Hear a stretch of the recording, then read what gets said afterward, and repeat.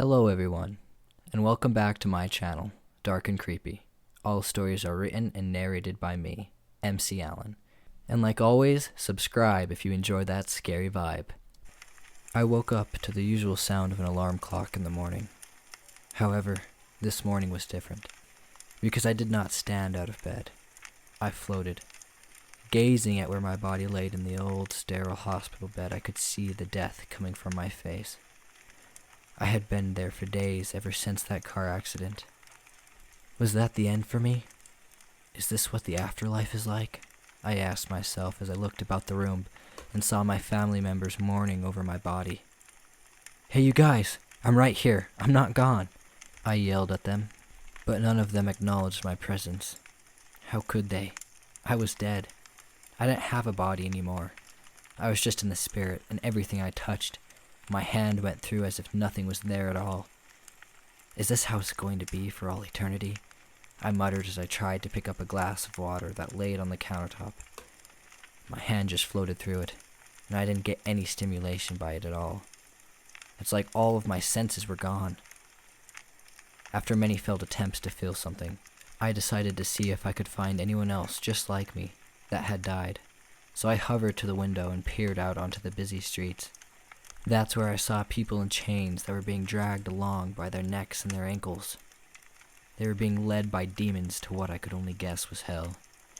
That's when I saw a demon walking to the hospital I was in. He was carrying the same chains. Now I tried to scream at the people in the room to warn them about what was coming into the building, but just like before, they could not hear me. I gazed down the hospital hall, where I saw other people just like me wondering what had happened to them. Some of them were glowing brightly, while others looked a grayish color like me. "Are you dead too?" I asked one of them nearby. "I guess I am," he responded and then asked, "What do you think is going to happen to us?" "I have no idea, but I just saw a demon come into the building," I said as I saw the demon's ugly face emerge from the top of the stairs. "Look, there he is right now!" I screamed at the man, and he stood there in horror as the thing walked towards us with chains in his hands. I didn't wait one more second for that thing to come closer to me. I just ran, or what I thought was running, but I couldn't really tell.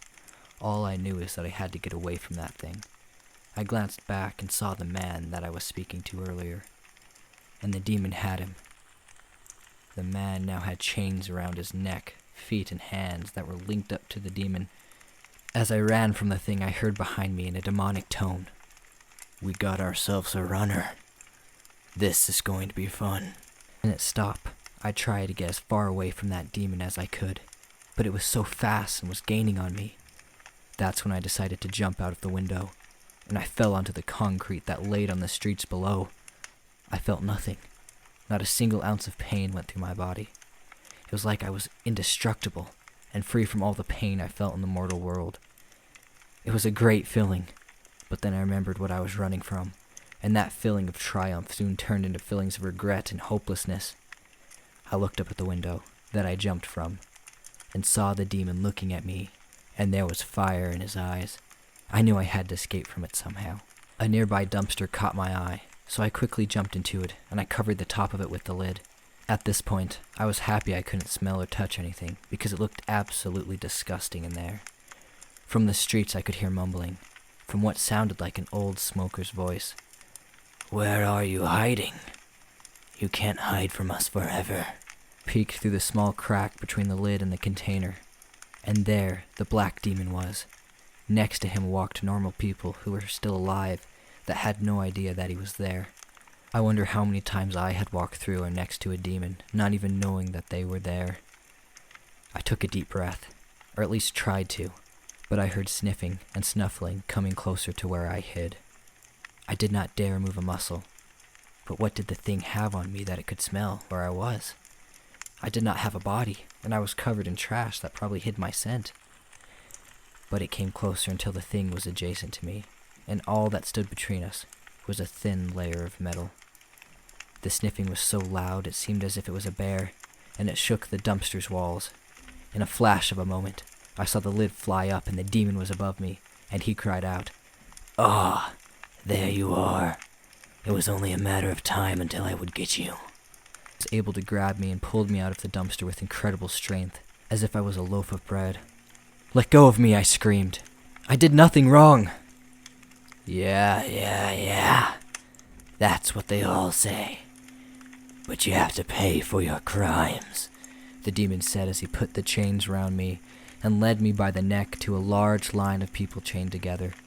He tied me up with the others and left, leaving this last remark: "You should get better at running and hiding. You're going to have to be doing it for a long time." The line of people I was chained with moaned and cried, begging to be let free. All the while, normal city life was continuing as usual for the people that were still alive, walking by completely not knowing the terrible things happening just next to them. We all heard a loud voice say, "Take them away." We began to be dragged along with the chains rubbing and digging into our skin as if we had a body, but we didn't. These chains were not man-made, and were meant to hold the spirits of the restless. I was scared to death, wondering where they were taking us. It was the worst nightmare come true for me. My mind spun around in circles, and so did my emotions.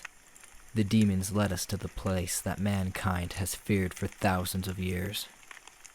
They led us to hell. Now think of this in your normal everyday life the next time you go shopping or visit the hospital. There are demons and restless souls out there unseeable by the natural eye, and they could be right next to you at this very moment.